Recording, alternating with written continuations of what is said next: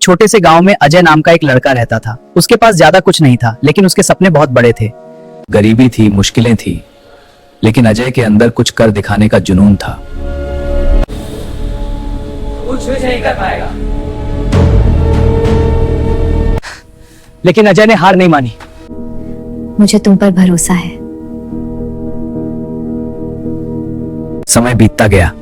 मेहनत रंग लाई। शहर में काम करने का मौका मिला। बहुत अच्छा। शुरुआत आसान नहीं थी। नया शहर, नई चुनौतियां नहीं मिली।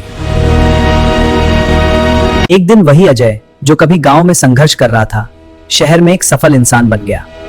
अब उसके पास सब कुछ था, अच्छा घर, पैसा, लेकिन उसने कभी अपने पुराने दिन नहीं भूले। अगर तुम साथ ना होती तो मैं यहाँ तक कभी नहीं पहुंच पाता। हाँ, अब हम साथ हैं। हाँ, बहुत खुशी है।